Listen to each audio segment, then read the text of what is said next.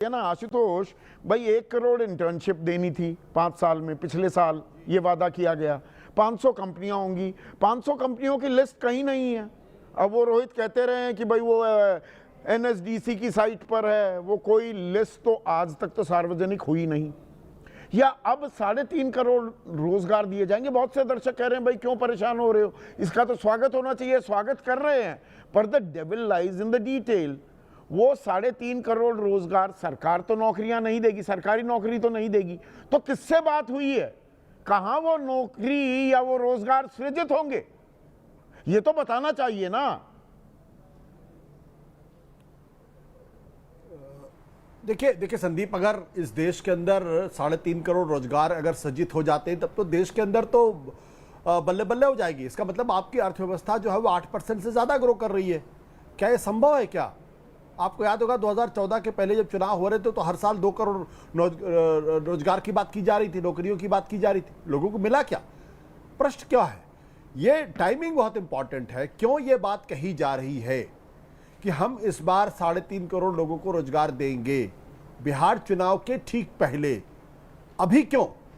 क्योंकि हमें जाना पड़ेगा 2020, जब बिहार के अंदर विधानसभा के चुनाव हो रहे थे। तो आपको अच्छी तरीके से याद होगा कि आखिर के 3 हफ्ते के अंदर तेजस्वी यादव ने जब लोगों को 5 लाख रोजगार देने की बात की तो अपने आप में बिहार में एक बहुत बड़ा मुद्दा बन गया। हाँ, और उस मुद्दे की वजह से महागठबंधन चुनाव जीतते जीतते बचा।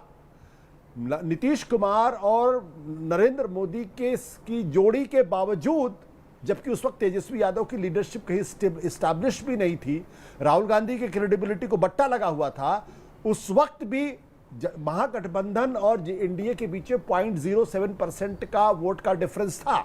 और यह आरोप लगा था कि दरअसल कुछ लोगों को जानबूझ के हराया गया, नहीं तो सरकार वहां महागठबंधन की बनती। और उसका एकमात्र श्रेय था जो जिस तरीके से उन्होंने बेरोजगारी के मुद्दे को मजबूती के नहीं, साथ बिहार से तार जुड़ते हैं। मेरा सवाल सीधा तो ये है भाई, विश्व गुरु बनने का हमने लक्ष्य रखा हुआ है, वो टारगेट है। हमें मैन्युफैक्चरिंग हब भी बनना था, स्किल डेवलपमेंट भी होनी थी, पर इनके तार आपस में जुड़ रहे हैं क्या आशुतोष? ये सीधा मैं राजनीतिक हित को अभी हम दरकिनार करते हैं, नहीं संदीप, राष्ट्रहित की बात है ना, ये तार जुड़ रहे हैं क्या, या कोरी बस जुबानी जमा खर्च हो रहा है? देखिए संदीप, पिछले 11 सालों की जो सबसे बड़ी ट्रेजेडी ये है कि पॉलिसी बाद में बनती है, उसका प्रमोशन करके अपनी इमेज को कैसे बेहतर किया जाए ये पहले हो जाता है। अन्यथा आप बताइए, मेक इन इंडिया होने के बावजूद भी, वो लोकल फॉर वोकल की बात करने के बावजूद भी, स्किल इंडिया के बावजूद भी, और 2025 में आज भी हम मेक इन इंडिया के मामले में बिल्कुल पीछे। आपने बिल्कुल सही कहा कि 2014 के अंदर मैन्युफैक्चरिंग सेक्टर का टारगेट रखा गया था कि 2022 में वो 25% हो जाएगा। आज भी जीडीपी ग्रोथ में मैन्युफैक्चरिंग सेक्टर का की जो हिस्सेदारी है वो 15-16% के आसपास है। वो डेटा भी अपने आप में सस्पेक्ट है। तो अगर प्रमोशन नहीं होता, अगर ईमानदारी से इंप्लीमेंटेशन हो जाता, तो आज भारत को मैन्युफैक्चरिंग के मामले में एक बड़ी लीप मिलती। जिस तरीके से चाइना मैन्युफैक्चरिंग हब दुनिया में बना वैसा तो नहीं होता, लेकिन फिर भारत को दूसरे देशों की तरफ देखना भी नहीं पड़ता उतनी पड़े।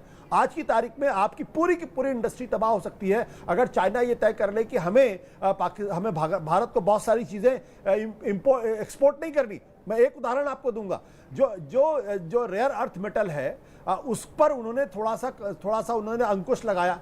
उसकी वजह से राजीव बजाज जो इलेक्ट्रिक व्हीकल्स में नंबर 2 की कंपनी है, उन्होंने कहा कि हमारा पूरा प्रोडक्शन बढ़ गया उस चक्कर में।